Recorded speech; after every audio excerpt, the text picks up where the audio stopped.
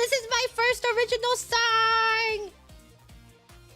Thank you guys for listening to it. And then thank you for making all the beautiful fan art. And thank you for sharing your thoughts and feelings and emotions and all the love in the comments. And then they're very, very beautiful. Thank you. Yeah, I was nervous about this song because it's very, very personal. Personal song. I will tell you about the conception of it, everything, how it came to be, why I decided that this would be the song that I would first release. I think some people know, I think I talked about it in Grammarship once, where I wasn't sure if my first song should be like something that, you know, more in line with how a lot of people view Gigi Mooning, you know? Fun, chaotic. Like, I like songs like that. But then I always wanted to make a song that was from the heart and emotional, and I couldn't decide. I'm like, should that really be my first song? But in the end, I decided to go with this song as my first song because it meant a lot to me. And the way it came to be is actually my debut video. If you watch my debut lore video, where I was like, I know what this video means to me, but it can mean anything to you because I think art is beautiful and you get your own meanings from art. But what it meant to me is that I wanted to make my debut video more like this video. And actually, I was planning on making it more blatant and apparent, but some staff stands were they're understandably worried because it would be my first exposure to the wider net of all these fans, and there's like so many eyes, so many people watching. So they were just telling me about like the risk and stuff, or like, oh, you could put this out and then there's always going to be like a vocal minority of bad actors. There's bad actors out there. So they really just wanted to make sure that I would be okay with it. And then so that's why I toned it down. I scaled it back. So it wasn't as blatant in the debut video. But I was really considering it for the beginning. But I think why it mattered to me is because as someone who, you know, as you can probably tell, I don't talk about Gigi Papa very often, but it's mostly because it's difficult, right?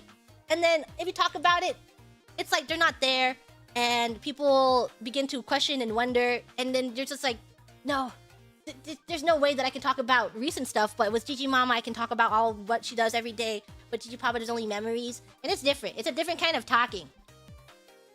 And I know that when you bring up stuff like that, it turns into this conversation, and it just feels so, I don't know. It had to be in my own way.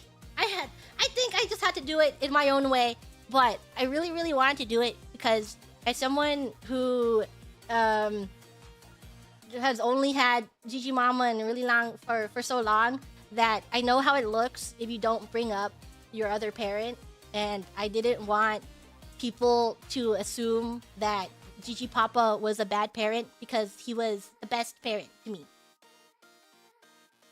And that's why. Because it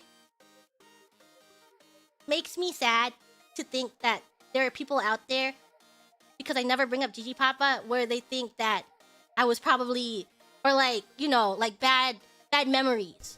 But he was a very, very awesome dad, and I'm happy that I can honor his memory. So I'm glad that I was able to put out this piece of work, this art, and that's why I always want to do it.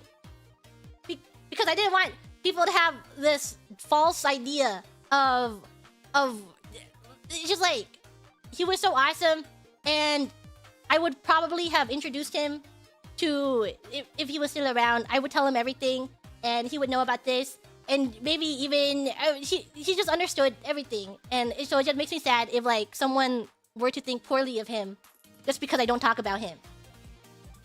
And that is why, that was my intentions, my reasoning. And I'm happy. I think it's been a while, so I have come to terms with it.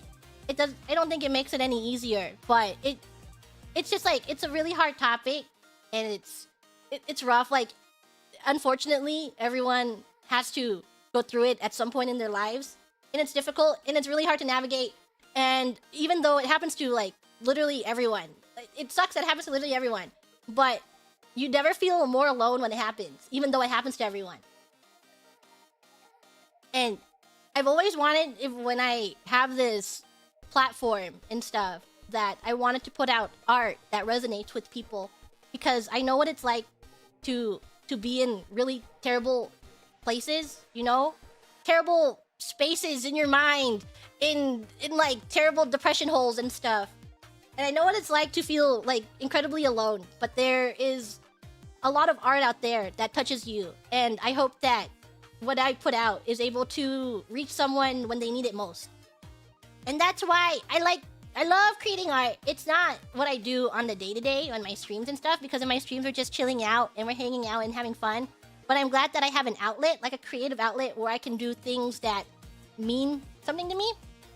People know that I kind of have a difficult relationship with Gigi Mama, but I do really love and care for her. But she wasn't always good to me. I had a very complicated relationship with her when I was younger, and I always thought that I would only be with Gigi Papa because of that.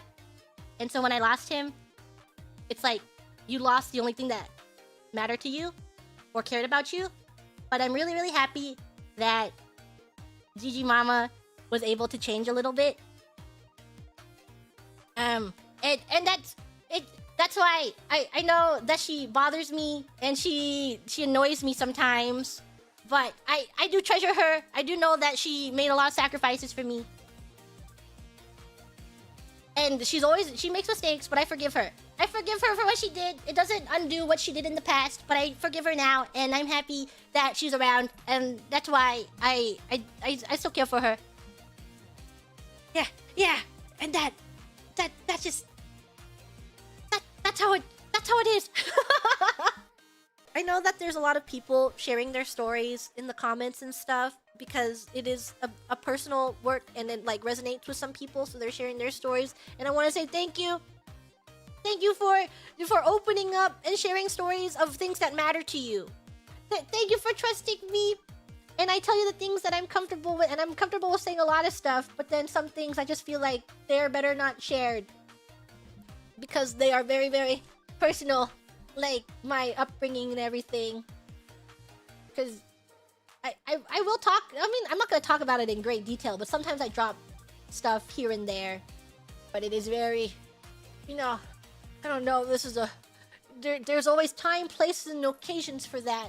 And I share what I feel that I am comfortable sharing, because I have truly healed and moved on from those times that I think I'm strong enough to talk about them, in hopes that I am able to reach someone who might be in similar positions.